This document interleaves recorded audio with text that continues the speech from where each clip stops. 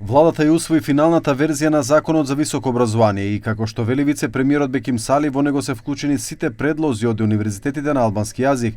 Тој истакна дека со овој предлог се адресирани клучните прашања покренати од академската заедница и дека гарантираат дека ниту еден вработен нема да остане без работа.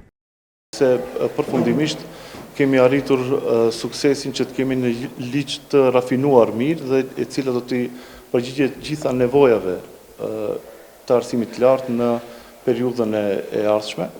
Aty nuk kupton marrëveshjen ose një pikë e rëndësishme e cila ka qenë si shqetësim te punonjësit akademik, heqja e H-indeksit, e cila do të ishte në të kaluarën si kriter bazë për zgjedhjet akademike apo avansimet akademike.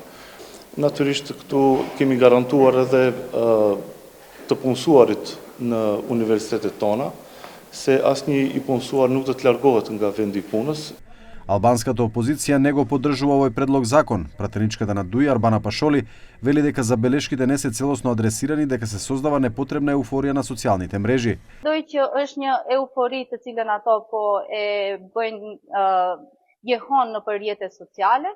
Mendoj që arritja për ta mënjanuar H-indeksin është vetëm një, le të themi, një shkas për të tërhequr vëmendja nga problemet serioze të këtij propozimi ligji, që kanë kryesisht të bëjnë si me autonominë financiare, gjithashtu edhe me centralizimin e vendimarrjes. Законот за високо образование се очекува да биде доставен во собранието за разгледување од пратениците. Иако предлог законот е поддржан од ректори на јавни и приватни универзитети, тој покрај измените најдена реакција од академската јавност, која изразува сериозна загриженост дека може да ја загрози универзитетската автономија, да ја даде поголемо влијание на владата во одлучувањето, особено при именување и институционално управување.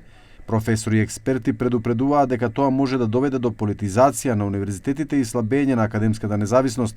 Дополнителни критики се однесуваат на квалитетот на образованието, финансиските аспекти, како и на недостатокот на транспарентност и вклученост во процесот на изработка.